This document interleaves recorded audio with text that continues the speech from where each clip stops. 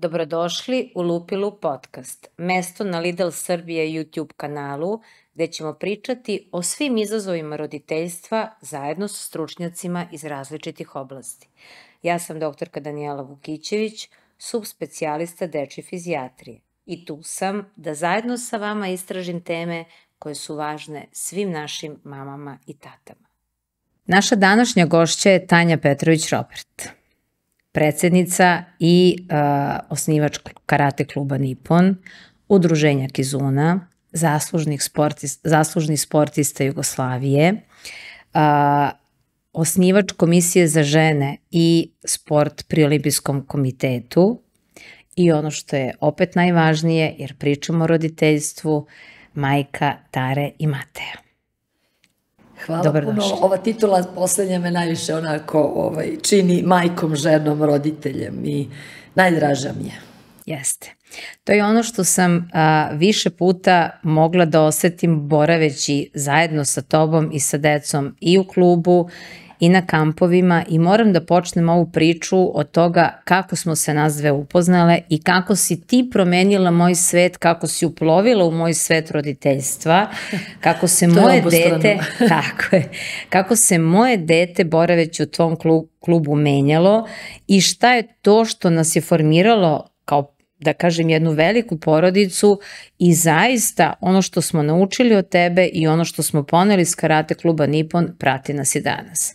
Naš susret je počeo tako što sam ja tebe pozvala na kliniku za rehabilitaciju na kojoj radim da trojici dečaka sa neurološkim problemima održiš trening. Ta deca nisu više htela da vežbaju, bili su prilično onako neposlušni na vežbama koje su bile strukturisane, moraš ovako, moraš onako, onda si ti ušla u salu, stala si u stav, ja nikada neću zaboraviti, a znam da i tebi to bio veliki utisak, znači da sve vreme, sat vremena, ta deca nisu skidala pogled sa tebe, radila su čak i stvari koje uopšte nisu znala da mogu da urade, koliko je to njima značilo i to je bio trenutak kada sam ja odlučila da svoje dete upišem kod tebe.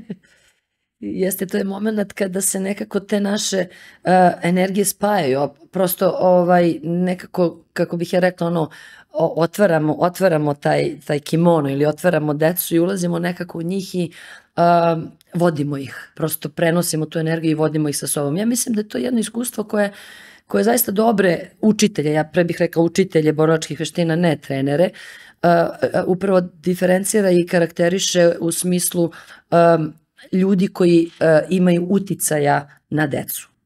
I ovakvu decu i onakvu decu, sve jedno.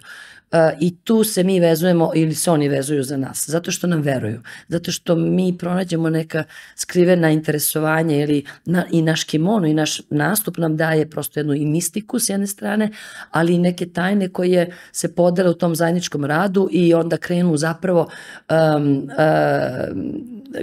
krenu određene aktivnosti koje pomeraju granice. To pomeranje granica i hodanje izvan zone komfora čini svako dete, da kažem, malim herojem, zato što više nije ono što je bio, nego je nešto drugo. Ono što ja moram da kažem, ono čega smo svi mi kao roditelji koji smo bili u Nipponu i koji smo prošli školu Nippona svesni, to je da si ti zajedno sa čitavim svojim timom o svakom detetu na vašim sastancima imala referat. Znači, želela si da svako dete upoznaš sa aspekta baš onakvo kakvo je i da mu pružiš ono što je najbolje za njega. Bez obzira, tvoja priča je stalno da si počela da se baviš karateom, da bi bila sportista, ostvarila si zaista značajne sportske uspehe, ali je onda karate postao tvoj način života.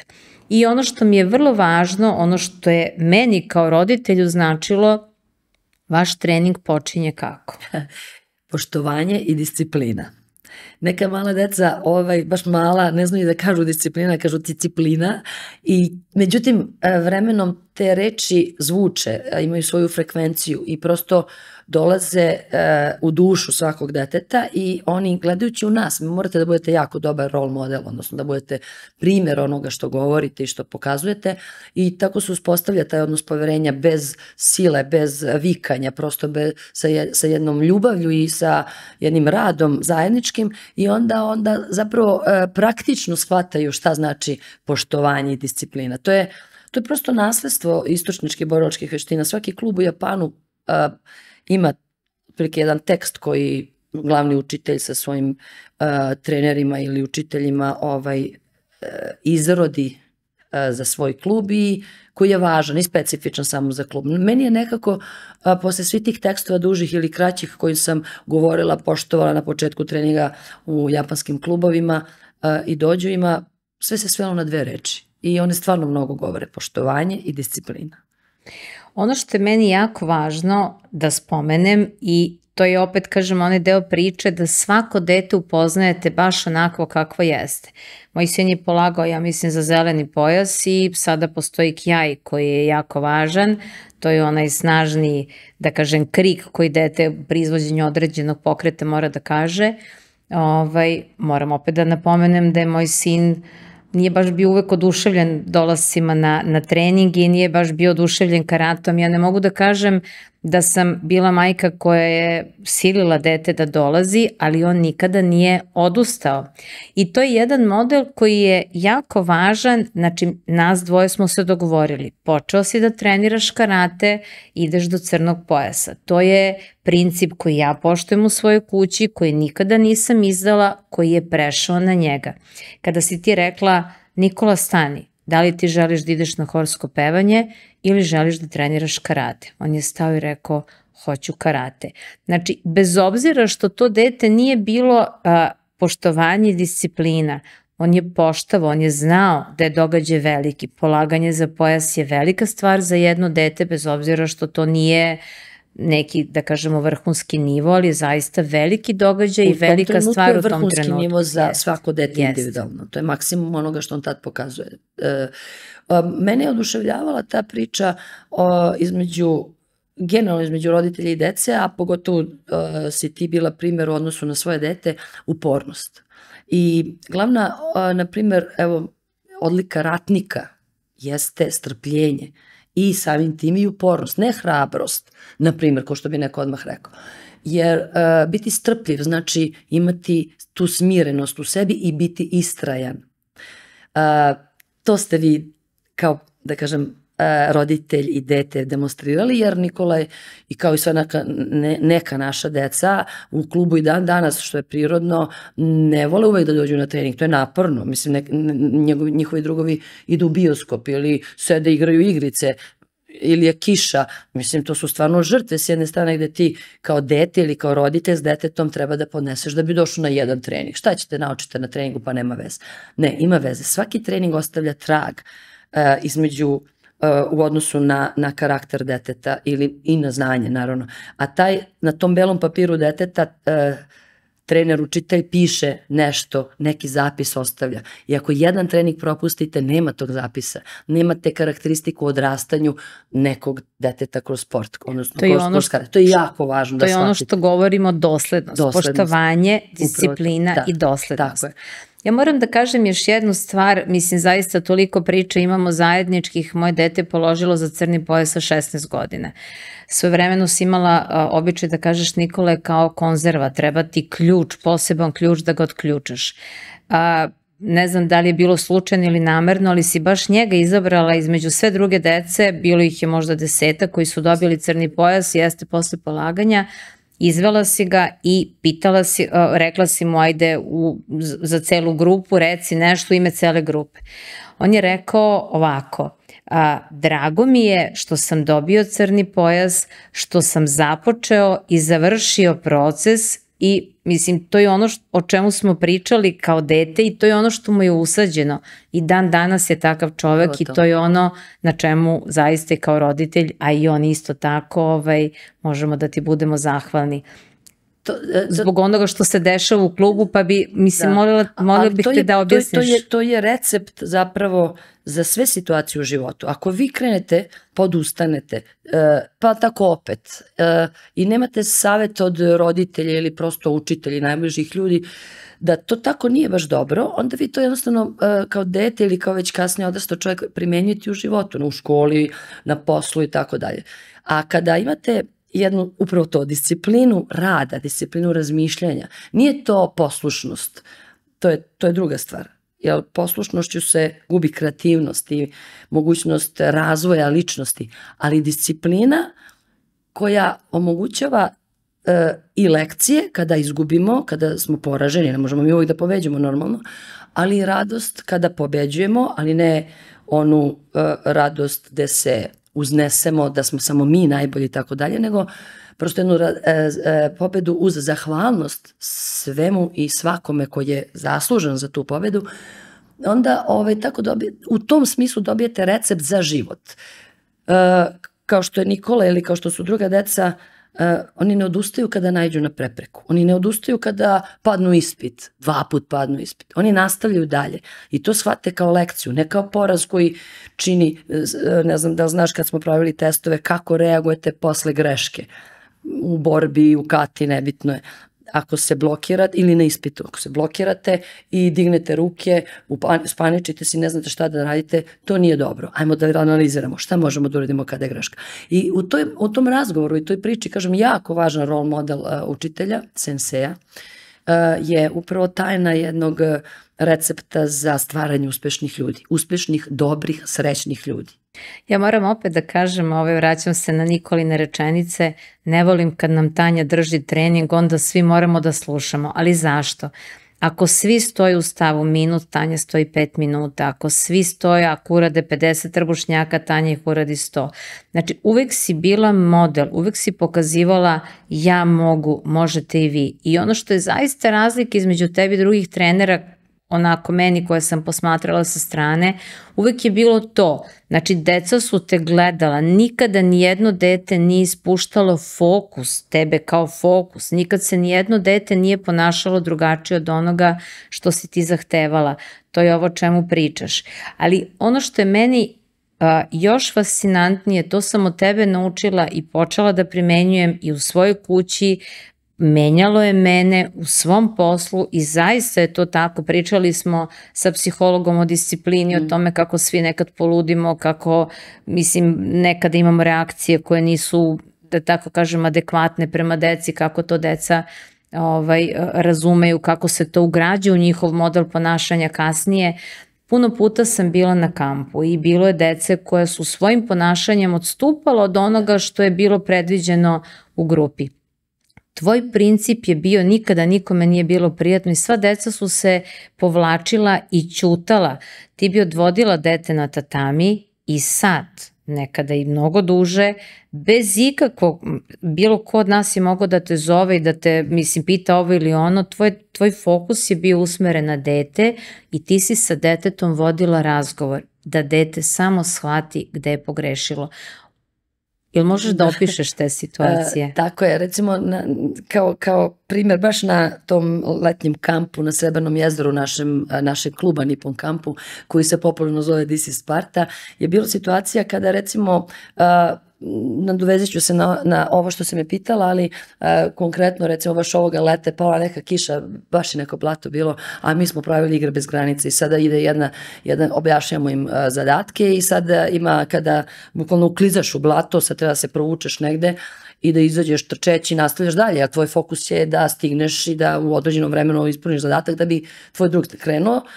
I ja kažem, onda se ovde zaletite, ovde se sad tu ukliza, ustaneš i kao, pa kako blato je? Preko, kakve znam je blato ili nije? Evo ovako. I ja sa sve ono majicom uletim, tu izlazim dalje. Oni su, ovako su me gledali, da li sam normalna, isprljala sam se. Ali moj fokus je bio view over the mountain, tamo negde iza planina.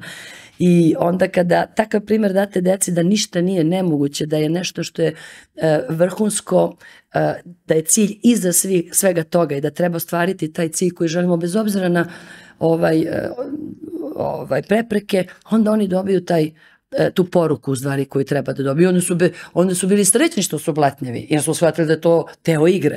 A o razgovorima je apsolutno si u pravu, recimo, ja moram da priznam da je moj otac jako puno uticao na mene. Mi smo se, koji je bio i magistar prava i advokat i magistar zapravo književnosti i advokat, i ta spoj dokazivanja i književnosti je uticao na to da smo mi imali razgovore od po 3 do 6 sati. Rekord je bio, ja pitam jel mogu da imamo bioskop i za 6 sati recimo dobijem možda konačni odgovor. I onda znam da minimum 3 sata pre nečega treba da pitam da bi mi razgovarali. U čemu se sastoje ti razgovori? Pa primjer iz književnosti, argumentovano, zašto ne, uz obavezno pravilno leksičko i gramatičko izražavanje, jer ako krenem celo vreme, on me vrati na sve vreme, ja zaboravim što sam htjela da kažem, zato što se bavim gramatikom i tako dalje i tako dalje. Ali onog časa kad smo došli dotle da ja mogu da mu pariram argumentima, zato što me on prosto uči u tim razgovorima. Nije on to radio zato što nema šta da radi u životu, nego mi je prenosio zapravo njegove iskustva, njegova znanja. I sad nekad pomislim, sad kad ga nema, pomislim, Bože, da mi je samo malo da se setim od svega onoga što je pričao.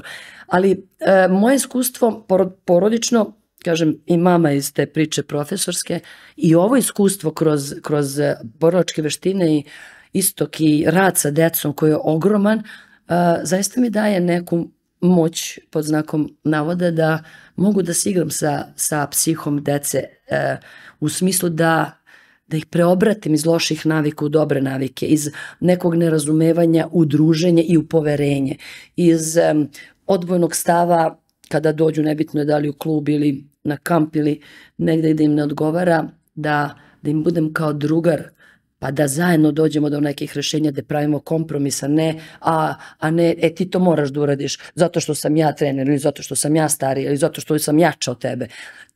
Upravo je to tema, znači kako se pred tobom dete menja kada ga gledaš u oči, i ja potpuno znam da nijednog trenutka ti detetu ne dozvoljavaš da te ne gleda u oči, jer ono mora da sedi ispred tebe, mislim mora, ono želi da sedi, ono ne želi da ode, ono prosto želi da vidi kakvu će promenu razgovor sa tobom kod njega da izazove. Nikad nijedno dete nije pobeglo. Jel možeš nešto na tu temu da kažeš? Pa evo, ajde da ilustrujem to sa par primjera.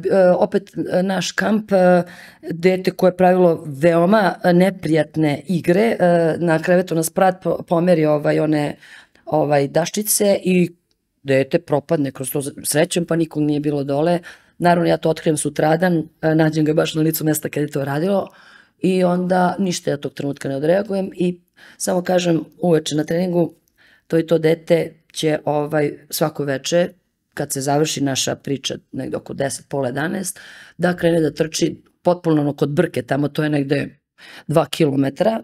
Kad svi legnu na spavanje, on će imati taj zadatak da otrči i vrati se nas. I pošto trenirao i košarku, on kaže, to je meni super, to nije kazna, nema problema. I sad ja biciklom za njim, i sad dok on trči i vrati se, stvarno je trčao, 3-4 noći je trčao, mi smo se vraćali oko ponoći. I on je to predstavljao dok trči, kaže, pa kako je divno, kako je lepa mesečina, ja ćutim. Mi ne progovaram uopšte dok se on tako sam sa sobom ispriča, da bi posle 3-4 noći sledećeg dana tražio da razgovaramo. I onda išli smo na taj famozni dođo i onda je on rekao, izbacio iz sebe svoju muku. I onda kaže, ja moram s tobom da pričam, nemam dovoljno pažnje, često sam sam, ne znam šta ću sa sobom tada. I onda pravim neke stvari koje shvatam da nisu dobre, ali ja moram na neki način da se ispoljim. Jedinac je, roditelji mu nisu često tu i on nalazi, u stvari uvek se sve vrti na to da deca traže pažnju.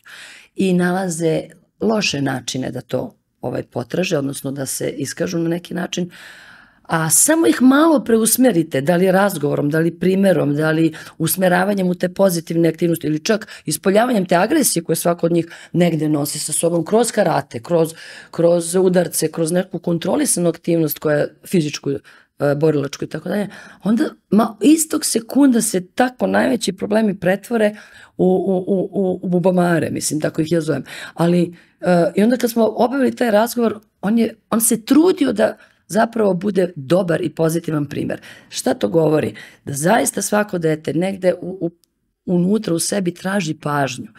zato što je nema, iz bilo kog razloga. I ja kao roditelj uhvatim sebe da u nekom periodu života i rada sa mojom decom nisam prisutna. Jednostavno vidim, ako imam oči, ako sam nekako želeći da donesem dobrobit svom detetu i prisutna sam, ovo što je sad rekla, biti prisutan. Ako nisi prisutan, to dete raste negde kao pečurka, koga zaliva, koga mazi, ne znate to. Koga uzima negde, ne znate to.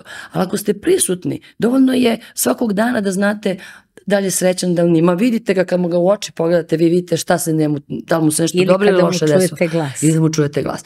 I ako ste zaista prisutni, dešavaju se greške, vidite da mu nedostajete ili vidite da mu nešto nedostaje. I onda naravno idu razgovori. Nekad ne idu otvoreni razgovori ili odbija saradnju. Ne veze da li je vaše rođeno dete ili dete iz kluba. Ali toliko tog iskustva, kažem, je u meni da se i u mom timu, mislim, zaista se bavimo decom na najlepši način i to je ono što meni ispunjava, prosto ja tu negde vidim taj moj ikigai, što bi rekli Japanci, tu misiju mog života. Ranije je bila da stvaram šampioni, da stvaram vrhunske takmičare, tako sam i osnovala klub iz razloga da stvorimo nešto novo, neku novu generaciju takmičara koji će biti svestrani, koji će sve raditi, biti vaspitani, vrhunski, ali biti vrhunski takmičari, jer sam se ja još uvijek takmičala i mislila sam da je to najvažnija stvar. Međutim, mogu da pomožu za njih 10 godina, mislim da je najvažnija stvar vaspitati dete kroz sport, kroz karate. I to je prosto karate sad ne predstavlja samo sebi cilj i sad ta medalja samo sebi cilj, već sredstvo u rukama učitelja da, kao kad provlačite ono konac kroz iglu, da tako tim finim filigranskim radom u vaspitanju dobijete na kraju uspešnog, srećnog čoveka koji se naravno bavi sportom, borilačkim veštinama u smislu sistema vrednosti, gde ste vi nešto preneli na njega, a naravno kasnije mu otvorili vrata za život i to dete postane jedna jaka ličnost, jaka, svesna ličnost u životu, da može sam da odlučuje i da može da bira svoj put. To ja mislim da je sad recimo jedna prava stvar naša. Ovo je lepa priča za nešto što smo pričali sa Vukašinom, psihologom, kada je pričao da je on jedinac i da je sam pokušavao da pronađe načine kada je sam i kada mu je dosadno, kada nema druge dece, kako je sam sebi organizovao, da tako kažem, vreme, da uvek bude sve predvidljivo, da uvek bude dobro, da uvek bude s nečim okupiran. I to je ovo čemu ti pričaš, ono čega sam ja bila svedok puno puta na jezeru kada je bilo i male dece i velike dece ili grupa dece koja je vrlo raznolika, šarolika i po pitanju socijalnog statusa i uzrasnog statusa i karakternog statusa. Ono što je na kampu uvek interesantno, to je da postoji dežurni. Znači, taj dežurni je neko ko vodi računa tog dana o svemu. Sva deca su na vreme u vrsti.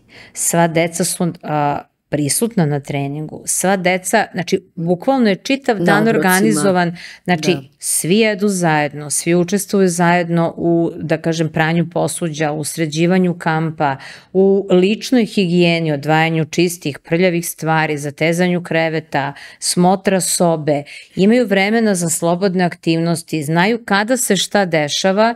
Znači, jedu sve što može da se pojede, a niko ne pravi pitanje ni o čemu. Uveče se uvek dešavaju stvari koje udruženje Kizuna radi, ili se radi origami, ili su neke igre, smišljanje nekih priča, edukativne, i ono što je recimo fenomenalno, to su potrage za izgubljenim blagom. Ja moram da kažem da sam te tehnike primenjivala kod dece sa kojima stvarno nismo znali kako ćemo da izađemo na kraj, u smislu da su imali povrede glave, da su imali jako teške probleme, i te potrage za izgubljenim blagom, te asocijacije, origami, sve ono što smo radili na kampovima prenela sam i u svoju kliničku praksu vrlo uspešno. Još jedna stvar koja je bila fenomenalna kako deca uče kroz grupu i koliko im je važna organizacija vremena, sećaš se kad smo bili sa malom decom, vratili smo se autobusom, ja pokazujem mami slike, kažem, i on je tako skakao u vodu, kaže, kako dete imalo oko 3,5 godine, imaju starijeg brata, kaže, kako mislite skakao u vodu? Pa ja kažem, tako zatrči se i skoči u vodu. Pa kako je skakao u vodu? Pa vidite skako, a kaže, on ne zna da pliva.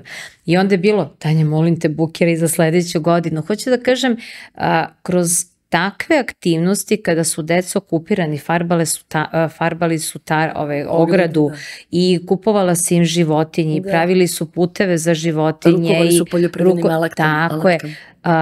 Koliko to utiče i svaki put deca odu plačući s kampa, ne žele da odu kući. Koliko je to sad sve važno i ona priča o blatu i kako ću da se isprljam i kada dođu patikama i skoče onako blatnjavi u jezero da se okupaju. Nikad se nijedno dete nije razbolelo, nikad nijedno dete nije imalo nikakve probleme, čak nisu neki želeli da se javljaju ni roditeljima, mislim. Jel možeš nešto da kažeš na tu temu koliko je ta organizacija vremena i ono iskustvo koje vi pokazujete i kako deca uče jedni od drugih važno? Život na kampu je malo sadržajniji, ne malo, mnogo sadržajniji i bogatiji, jer smo 24 sata zajedno, bukvalno 10 ili 13 dana, zavisi 15 kako se organizujemo, a život u Beogradu kada imamo treninge, obično u prosjeku je 3 puta nedeljno po sat vremena, takmičari su i do 5 puta nedeljno i odlasci na takmičenje, to je isto jako zanimljiva. Pričamo o odnosu nas trenera i učitelja sa decom.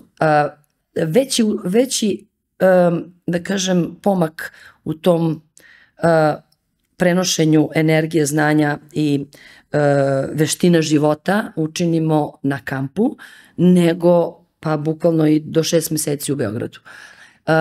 Zašto? I to je stvarno uvek je to znak pitanja. Pa zato što postanemo jedna porodica, jedna družina. Mi tu svi skinemo one naše maske, kakvi smo, šta smo i cijela priča se svodi na jedno jedinstvo. Nema veze da li ko ima koje patike, nama apsolutno tamo više nije važno ni da li imamo Nike ili imamo Startas patike. I jedne i druge se prljaju i jedne i druge će biti mokre. Znači, deca prosto gube te statusne simbole, da su navikli tako ili su došli iz ovih porodica, iz onih porodica. Mislim, čak jedan lep primjer, u zadnjih 4 godine dovodimo i decu iz srpskih opština sa Kosova i Metohije, gde su jako lepo prihvaćene od strane naše, da kažem, deca iz kluba ili iz drugih sredina gde dolaze deca na kamp, u smislu drugih klubova i gradova. I šta se tu dešava? Prosto sjedinjavanje, znate, kao i u porodici. Mi svi zavisimo jedni od drugih. Da li će tog dana da dežurni bude, obično je to 3 dežurnih, 2 koji već znaju nešto i 3 koji se obučava. I svakog dana je neko drugi. Upravo smo uveli pre par godina jednu priču zahvalnosti. Pred svaki obrok, doručak, ručak, večeru, deca se zahvaljuju nekome ili nečemu. Od roditelja koji su ih doveli tu, do Boga koji ih je stvorio, do Goce koji im pravi hranu ili ne znam, Nippon tima koji je smislio super zakopano blago. Ali prvo im kažemo da je priča takva da niko nije na ovom svetu sam i niti sam sebi dovoljan, niti je zaslužan za sve to što mu se dešava. Postoje ljudi koji su pripremili sve to, počeši od roditelja pa nadalje, gde to dete uživa i da mu je lepo i zato treba da ima taj osjećaj zahvalnosti i deljenja onog što mu se daje kao benefit ili kao sreća sa drugima. Tako da osnovni ciljevi na našem kampu jesu individualni, a to je da u svakoj aktivnosti, a ima ih mnogo. Evo podatak da smo za 11 dana organizovali 37 aktivnosti sada u avgustu mesecu, bez broja treninga kojih je bilo 17. Znači, to je jako mnogo, a znate kako, to nije grupa koja sedi i piše, to je grupa koja vozi bicikl po 20 km, to je grupa koja skače u jezero jer je gomila aktivnosti vezana za vodu, to je grupa koja ima treninge, koja trče, preskaču, znači kada pogledate ovako, to je veliki rizik da se, to je grupa koja trči po kiši, izlazi da šeta po kiši kad je duva i kad ne, znači veliki rizik da se nešto desi toj deci. Nikad se ništa nije desilo. I kad su malo bolesni mi pošaljemo dete kod Danijele, doktorke, to je tebe, i izigramo se dobrog i lošeg policajca u smislu ti možeš, ti si dobar, malo ćemo to da sredimo, kapi za nos i tako dalje, vrati se na trening. Mislim da sad, samo da kažem, znači taj odnos samog prema sebi kada se daje maksimum. Kad se daje maksimum? Pa kad si prisutan. Ti moraš da si prisutan da bi tog trenutka u svakom tom deliću aktivnosti što se dešava davao svoj maksimum i tako svaki dan. Fokus. To je fokus. Koji se prenosi i na život. Tako je. U bilo kojim aktivnostima. Ispričat ću ukratko kako nam izgleda jedan dan. A drugi važan cilj jeste podrška. Jeste, što bi rekli, druženje zapravo. Timski rad, kako god. Znači nisi sam. Kada dete trči, sva druga deca su u liniji i kažu možeš, hajde, aplauz. I onda deca koja su, recimo ove godine smo imali malu Sofiju koja je imala probleme sa kretanjem, bila je dete koje je skakalo u obruč da bi bila deo tima, čovjeka koji sakuplja poene za svoj tim, u obruč sa Marine i to mora precizno da skoči unutra. Ona je doživjela ovacije od svojih drugara. Zatim, kada smo išli biciklom, ona imala svoju biciklicu motornu koja ide za njima. Nikad nije odustala. Ona nikad nije rekla ne. A podršku koju je dobila, ona je u stvari bila i heroj i neko ko je nas učio kako treba da se zapravo odnosimo prema sebi, da ne priznajemo granice, jer imamo primer deteta koji je prevremeno rođeno, koji ima motoričke probleme, to inače moj pacijent. Ja sam upravo tebe poslušala kada si rekla, ja znam da ti znaš šta mi tamo radimo. Mi tamo dostižemo ne samo svoje granice, nego prevazilazimo granice ljudi koji misle da ništa ne može da se tamo desi. I to rade deca. I kada ti to znaš i kažeš, dolazi Sofija koja ima probleme, ne može da trči, ona kažem, pa dobro, imaće neke druge aktivnosti koje ti kažeš, ne, ona će sve raditi što vi radite. To je heroj, to je dete koje ostavlja bez reči druge oko sebe. Ja kažem, ok, ako ti to rekla, mi ćemo sve tako da radimo. I ne da je to bilo, nego je i više od toga. Mi smo toliko srećni što je Sofija bila s nama. Ali kažem, to su stvari koje se prevazilaze u jednom danu, u jednom dahu. Zato što niko ne želi da bude crna ovca u porodici. Ili već našoj Nipon porodicu 30, ove godine ih je bilo i 50. Dece na kampu, nego žele da su upravo deo tima koji ostvaruje pobede, svoje lične, prevazilaženje onih granica za koje misle da ne mogu, sa kojima su došli i za koje misle da ne mogu više. Recimo, zakopano blago u ponoć. Zašto u ponoć? Pa zato što smo se bavili prevazilaženjem strahova. Imali smo razgovor šta su naši iskonski strahovi. I mi smo negde obavili taj razgovor sa decom. Znali su, naravno, oni uvijek u jednom danu znaju šta će se dešavati sljedeći dan, jer imaju napisano na listi dnevnih aktivnosti šta nas čeka sutra. To je jako važno da bi se deca pripremila. To je važno zbog organizacije i važno zbog poverenja.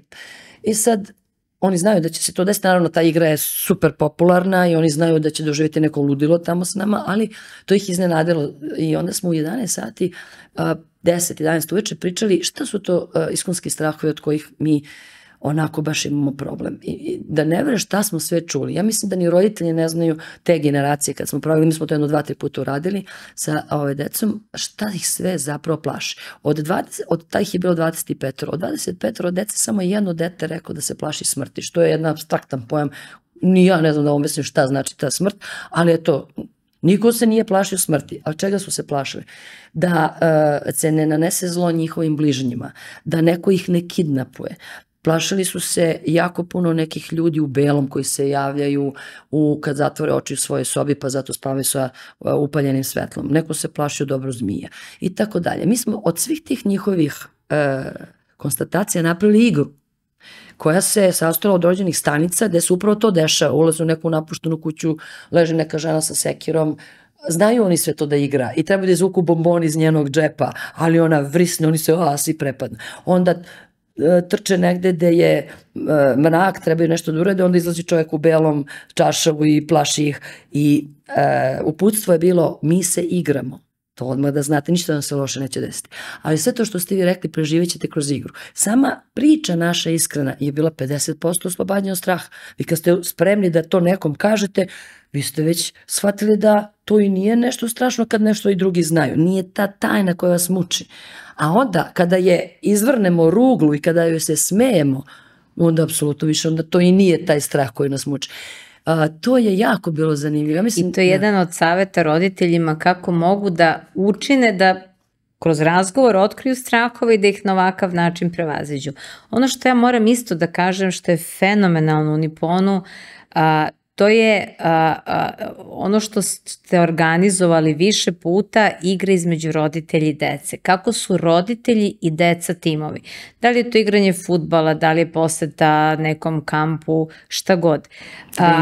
Trening. Taj deo priče je u stvari jako važan da dete shvati da ga roditelj podržava, da je roditelj uvek tu. Možeš nešto i o tome da nam kažeš? Izuzetne iskustva su vezane za to.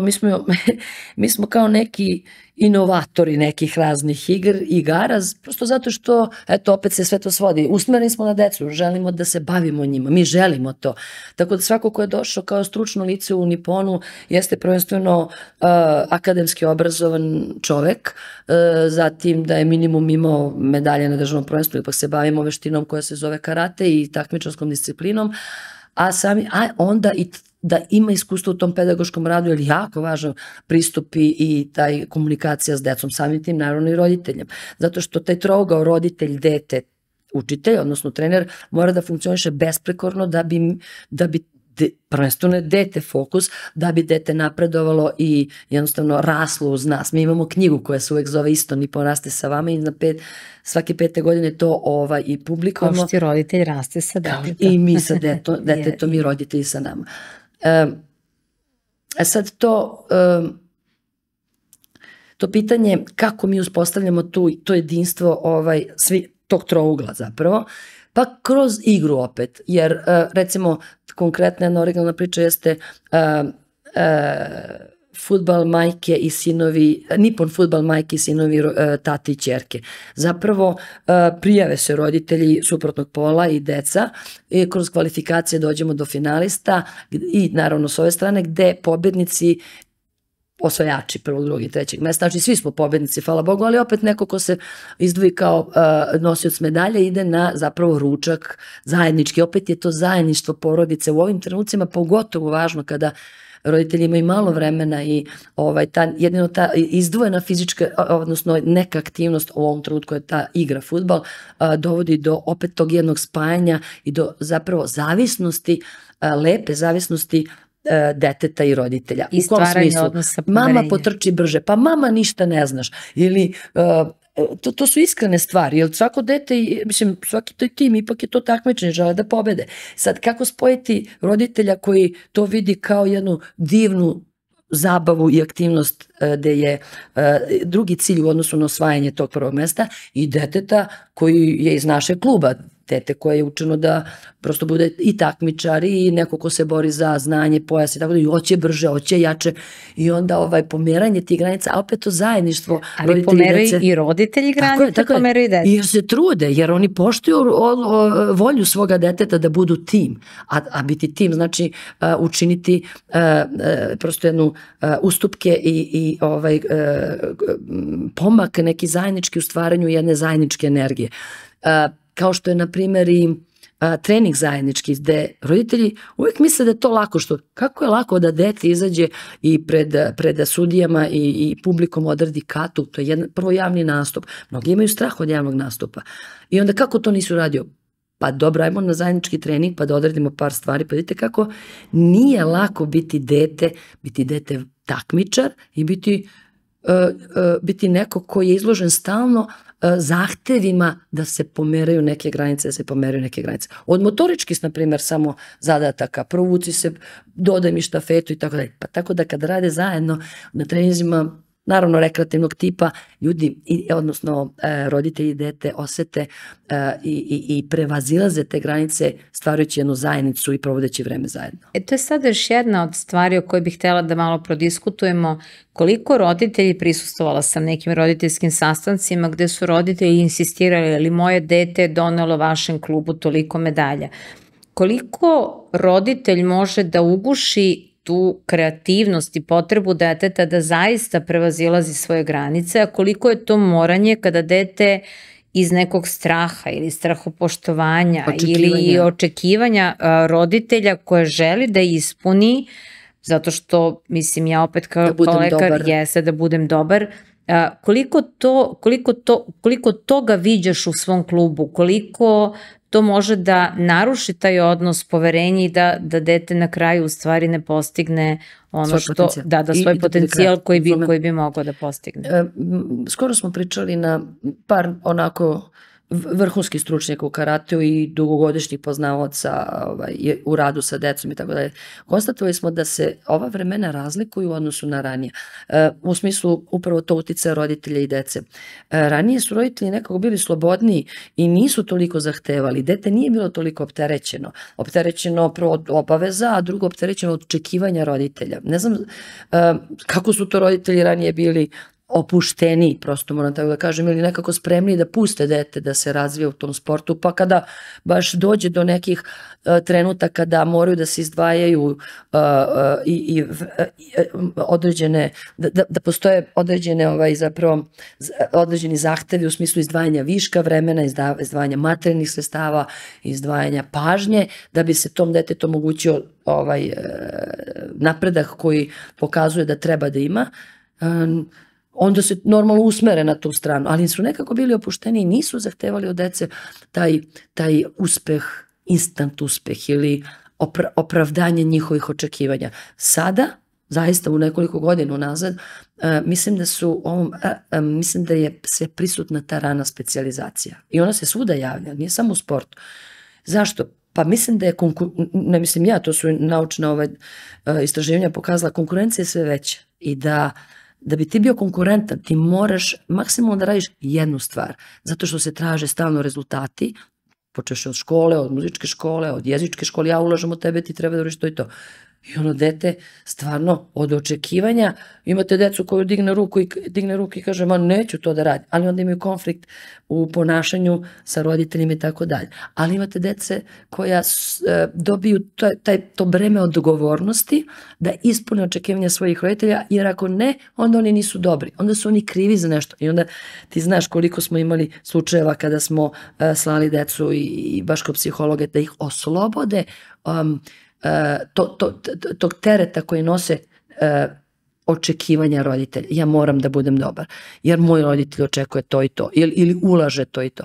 Mislim da je to jako pogubno za dete, prvenstveno zato što se stvaraju deca koja, kao što si rekla, gde se zapravo stvara jedna nepotrebna količina stresa koja ruši kreativnost i uživanje. Kad kažete dete, to je jednako igra. Ne može da bude dete jednako obaveza, jer nije dete. Ako kažete profesionalni sportista ili kažete takmičar i tako dalje, u nekom uzrasnom periodu, samim tim odrastanjem deca dobiju više obaveza. Ali kad kažete dete, kod nas u karateu dete može sa 6 godina da se takmiči u katama, sa 9 u borbama. Pa vi ne možete da nosite to breme takmičenja, odgovornosti, očekivanja, stresa, straha i težine zlatne medalje ili bilo koje medalje i da ostanete dete i da se igrate. Odmah se tu nešto narušava i to roditelji moraju da znaju. Mislim da je to ključni moment koji bar mi u Niponu shvatamo kao mač s dve oštrice i ne želimo da decu opterećemo, bez obzira na konkurenciju, bez obzira što nemamo odmah rezultat. Mi smo u prvih 5 recimo uspešnih klubova u ovoj zemlji, ali rezultat dođe malo kasnije, ali ljudi nemaju strpljenje, ili traže treneri ili traže roditelji. Moram još jednu stvar da te pitam, kolika je Nipon postoji već jako dugo? Pričala si o tome da si prvo žela da stvaraš takmičare, a sada se baviš vaspitanjem dece, što ja zaista mogu da potvrdim da jeste tako. Kolika je razlika između dece ranije, pričali smo o roditeljima, o njihovim očekivanjima i o spremnosti dece sada u smislu fizičke spremnosti, spremnosti da se samostalno buku, svuku, da poštuju neke uobičajene zahteve vezane za svakodnevne rutine. Jer zaista čini mi se da je sve više dece koja su, kako da kažem, nekako od strane roditelja, porodice, okruženja, ušuškana, ututkana i kada treba da nešto urade sami, prosto se ne snalaze. Ili odustaju. često odustaju. Pričam sad o onim najmlađima koje prve počinjete da vaspitavate. Imate ih recimo već i sa 3,5 godine. Pa je najmlađi polaznik naše kampa, da kažem, pa mogu reći i kluba, je bio mali klinac sa 3,5 godine, bio je 10 dana na kampu, nijednom nije bio problem da zove roditelje da se vrati nazad, čak je bio i kažnjen za nešto što nije dobro radio, kao i svi. Ali je apsolutno stoički pretrpao tu kaznu i shvatio zašto je kažnjen. Nije stvar kazniti dete, a ne objasniti mu zbog čega. Naravno, pre toga postoji opomena, postoji usmjeravanje, uslovljavanje i onda na kraju, ako se to ponašanje dalje ponavlja, onda ide kazna. Pa odgovor na ovo pitanje se upravo ogleda u tome da je uloga učitelja i ošte jednog kluba i vaspitna uloga, ne samo stručno-sportska ili takmičarska. Zašto? Pa decu treba, kažem, vaspitavati kroz sport, obrazovati s jedne strane, socijalizovati. To su sve funkcije koje čini jedno bavljenje sportom. I u tom smislu upravo osposobljavati ih za život, samostalni. I funkcija roditelja jeste upravo da osposobi svoje dete za život, a ne da živi to dete zajedno sa roditeljima i da bude ušuškano, jer, Bože moj, jako pogrešna filozofija, ako sam se ja mučio, ne mora moje dete. Ne, ako smo se mi mučili, pa šta znači mučili? Postali smo ljudi, imali smo određene izazove sa kojima smo se suočili, prevazišli smo u smislu rada, analize, lekcija i našli smo pravi recept i postali smo ljudi. Pa zašto to nije recept i za našu decu koja će, obogativši se od nas kao roditelji, imati još veći potencijal da budu još uspešni ljudi. Ali kako? Samo ako budu samostalni. To se negde gađa sa nekih 18, 20, nebitno i sa tom emocionalnom zrenošću nekih 22 godine. Ali zar nije cilj da vidimo našu decu, klupsku ili našu, kao samostalne ljude koji su spremni da se suočavaju sa opasnostima života i da ih prevazilaze na radost nas i njih. Jedna novina na našem kampu, ja smo tamo to uspeli da uradimo, jeste igra životnih veština. O čemu se sastoji? Imali smo 3 koje opet plastično objašnjava ovo što pričam. Podelili smo decu na 3 grupe gde je dominantna bila priča o porodici, zajedništvu kao i uvek, jer je porodica ta koja prva pruža podršku deci i sigurnost i ljubav i poverenje. Odakle, kada izađu iz te lepe porodične pećine, oni su sposobni da se uhvate u koštac sa svim svojim nesigurnostima, strahovima, ali su sigurni da kad se vrate unutra imaju opet ljubav, podršku, poverenje. I sad recimo imamo te 3 tima, imamo otac i majka, taj tim dobije neko šatorsko krilo da napravi svoju kuću i dobije krstić da kaže kojim je slava porodice. Na neki način opet je to jedno zajedništvo koje okuplja porodicu. Svaki od timova ima i tetku i strica i koji opet u toj igri imaju svoju ulogu. I onda igra postavljena paralelno sa svim zadacima su isti, naprimjer na 11, 12 koliko dece ima u toj grupi zadataka. Prvi zadatak je, svaki zadatak je usmeren zapravo na ovladavanje veština u toku dana koji svako dete ima kao izazov kad se probudi do kad legne.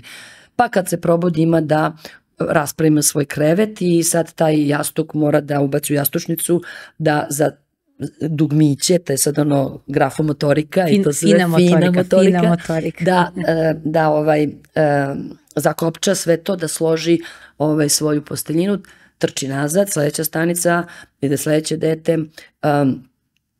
četkica za zube, pribor, gumica za kosu, nazad, sledeća je WC šolja. Mi smo tamo imali 3 WC šolja i ti sedneš, naravno obrišeš se na nekoj tamo strani butine, baciš to sve u kantu, sipaš vodu u WC šolju, trčiš nazad, pa onda ide tuširanje.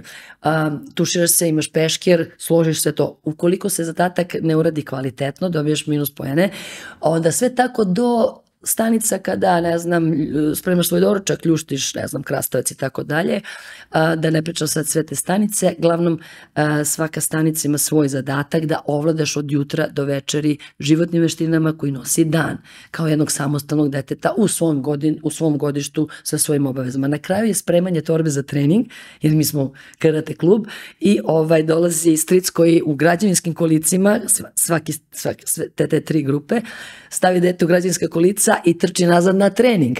Za to vreme tetka koja naravno skuplja neke parice da bi detetu obradova za rođendan i tako dalje. Ko to prvi uradi, staje pod to šatorsko krilo kao simbol kuće i naravno donesu svoje ime, odluče o imenu svoje slave i na primjer imali smo dete iz Francuske koje je bio tata i još neko dete koje je bilo mama. Šta rade tata i mama? Pa trče za svakom stanicom i svom detetu daju podršku. Možeš, hajde, zaboravio si ono, ajmo. Oni nemaju nijednu drugu uliku osim da trče od stanice do stanice i da podržavaju svoje dete u onome što radi, da bi stiglo brže, da bi bilo igru kvalitetnije. I kada stric doveze dete nazad kući, dignu to šatorsko krilo i kažu kao simbol kuće i kažu ime slave.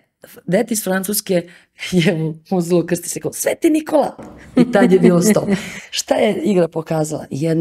Jednu divnu ulogu porodice, koju ulogu ima, šta ko radi i sama ideja jeste zapravo da deca ovladaju svojim životom samostalno u domenu uzrasta koliko i prosto postoji ta njihova odgovornost i obaveza.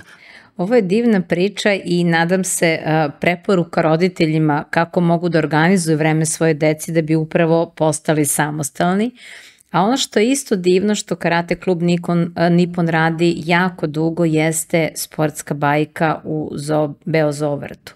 Znači ono što ti popularišeš i sama baviš se karatom, ali se baviš i drugim sportovima, popularišeš sve sportove kroz tu veliku sportsku bajku. Šta je po tebi najveći domet te velike sportske bajke? Puno dece tu prođe, predstavi se puno sportova. Koji su to sportovi koje dete prvo može da upražnjava, gde roditelji mogu prvo da odvedu dete na sport i kako podržavati taj zdrav život? Kad kažem sport, mislim na zdrav život, na bavljanje fizičkom aktivnošću i sve ono što sport sa sobom nosi. Pa postoje određene godine života deteta kada su predviđene prosto da se razvijaju klinci u nekom domenu opšte motorike, pa su zato sportovi prilagođeni tome, zatim nekih drugih ekipnih sportova ili već nekih sportova koji zahtevaju određene godine i tako dalje.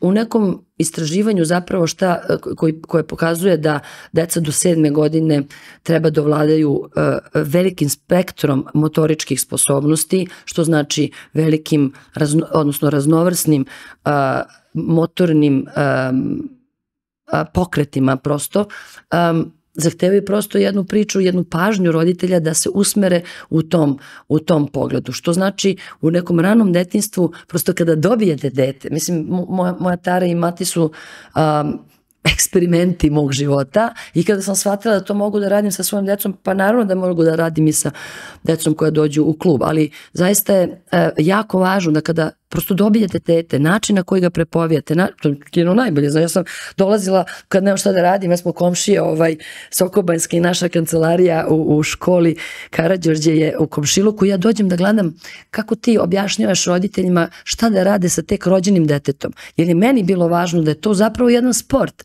to je jedna fizička aktivnost, da se ne plašiš svog deteta, nego da ga oslušaš, da ga gledaš, ono će da te vodi. Naravno, ako je bolesno i vodiš ga kod lekara, ali ako je zdravo, ono nema granicu. Prosto deca, meni je to jedna divna žena, babica, kada se Tara rodila, pokazala drugi dan po rođenju. On je uhvatila za petu i ovako je digla i ovako ko zvečku iznad lavaboa drmala i da pokaže kako se dete izvije i kako su mišići već oformljeni. Ja sam svašta nešto radila u toku trudnoće, pa je ona da mi pokaže kako dete imam i šta se mogu s njom da radi. Onda joj je dala onaj refleks hvatanja da bez palca Tara se uhvatila za njene prste, kažiprste i sa sve podignutim nogama u kolenu, što je kao odrasto čovjek teško uraditi kada radiš one zgibove i trebušnjake, ljuljala se ovako kao ljuljaška. Onda sam ja to sve pokazala bakama, tetkama, strinkama i oni su rekli ne, nikako dete nije za tebe, nikako to ne smeš da radiš. I mi, prosto kažem, u tom fizičkom nekom odrastanju smislu, mi smo odgovorni kao roditelji za našu decu. Od kada ih dobijemo do neke 3., 4. godine kada recimo rešimo, kada je moguće usmeriti ih na neku sportsku aktivnost. Bazičnih sportova, plivanje, bicikl, skijanje, znači to su opet aktivnosti, atletika, gimnastika, to su sve, i karate je zaista jako borilačke veštine, ali baš karate zato što je bazičan sport u smislu adaptiranja programa za decu.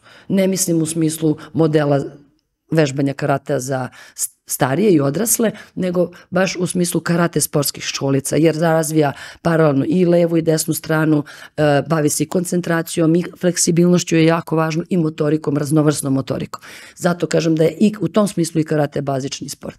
Do 4. godine apsolutna posvećenost u radu sa decom, na raznim oblicima kretanja, i te, kažem, prva inteligencija koja se razvija jeste motorička inteligencija. Ako dete nema zahteve u smislu poligona, raznoraznih zadataka, od prostih do složenih koji ima, ta prva motorička inteligencija se neće razviti.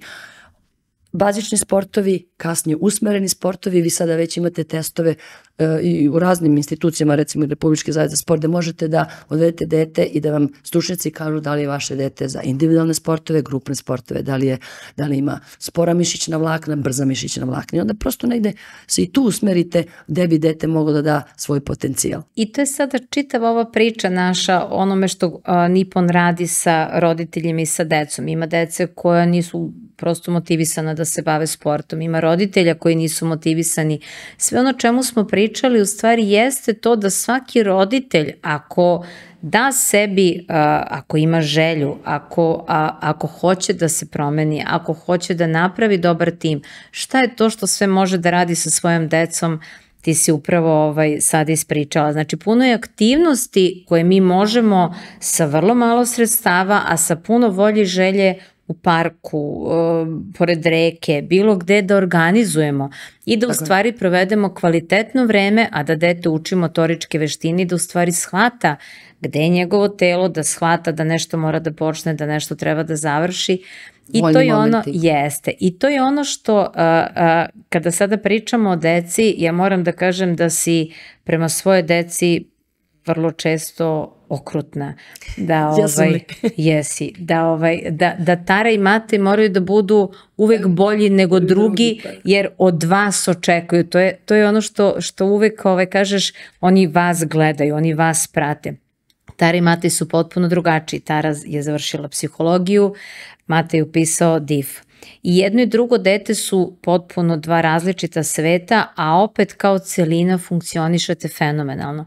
Ono čega sam ja svedok, to je da je Matej fenomenalan zabavljač, da tako lepo ume da organizuje decu, da ih opusti, vole ga i obožavaju u tom kontekstu, dok je Tara potpuno strukturisana. Znači, Tara šta god kaže, kada stane pred njih, isto kao ti, ali na jedan drugačiji način, suptilniji, deca je poštuju, deca je slušaju. Koliko misliš, i stalno su sa tobom, Tara i Matej su stalno sa tobom na kampovima, jeste, ali to je i njihov izbor. Koliko god se nekada čini da oni to ne žele, ipak svaki put pođu i svaki put daju sve veći maksimum od sebe. Koliko je to za tebe važno? Ajde da kažem ovako, od kako su se rodili, oni su nama obogatili život. Nismo se mi preokrenuli pa se fokusirali na decu pa živjeli život naše dece. Ne, oni su nam prosto došli kao jedna nagrada za naš zajednički život, za našu želju da to prenesemo na potomke i tako dalje. I onda su jednostavno shvatili ulogu, svi smo zapravo shvatili ulogu da je naš zajednički rad i zajednički doprinos razvoju svih nas individualno kao osoba i naše porodice upravo jedan taj magnet koji nas privlači u svemu što radimo. Ja sam stvarno, pitala sam se par puta, pa da li ja možda namećem moj život i način života i taj karate ili uopšte ovo pozitivno ludilo koje se kreće oko našeg kluba i svih aktivnosti koje radimo moje deci, jer im ne dajem nešto drugo. Mislim, dajem u smislu koliko oni žele, ali prosto od kako su se rodili, oni su usmereni na salu, usmereni su na karate. I jednostavno se nekad pitam da li je tu moja odgovornost, možda su želi nešto drugo. Možda je trebao da ih ja lično odvedem na neke druge strane, pa ako se oni vrate ovde, onda je to prava želja. Ili su zaista izabrali, odnosno imaju slobodu da kažu hoću ili neću. Mislim da, to nikad neću saznati, ali ono što sam sigurna jeste da posle svih tih takmičarskih da kažem, pritisaka ili želja i Tare i Mateja, njihovih i mojih, mada sam stvarno uvek bila roditelj koji jer znam opasnost nezasvetih roditelja, znači mene kao roditelja, ne kao trenera, i prebacivanja mojih ambicija na njih. Ja sam ostvarena, zato to zaista nisam radila, bila sam prosto svesna da to ne radim, ali hoću da kažem da su oni posle svega toga, završetka neke takmičarske karijere, ostali u klubu i žele da rade s decom. I tačno je ovo što ti kažeš, oboje rade fenomenalnu priču na različitim nivoima i sa različitih aspekata, ali ono što je zajedničko jeste rad sa decom. I mislim da kako su odrastali uz decu i kroz jedno veliko dvorište i psihološko i emotivno i motoričko, su upravo dobili tu ljubav i slobodu da rade s decom bez straha.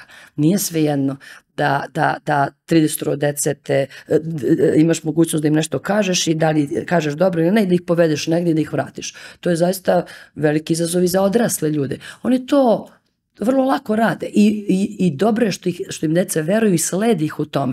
I zato mislim da je taj rad je jako važna stvar. Dati deci dok su mala određene odgovornosti i obaveze i pratiti ih, hraniti ih prosto nekim pričama, razgovorima, motivacijama i tako dalje, i literaturom u krajnjoj liniji i primjerima. Jer oni će kroz rad shvatati i širiti svoje, bukvalno te originalne poglede na svoje iskazivanje svojih potencijala i dobijati odgovore. Nekad su negativni, ali naravno često su i pozitivni i naći će u svemu tome to svoj ikigai. Ja mislim da su i Tara Mate vezani za rad s decom i to će se vjerojatno pokazati u budućnosti.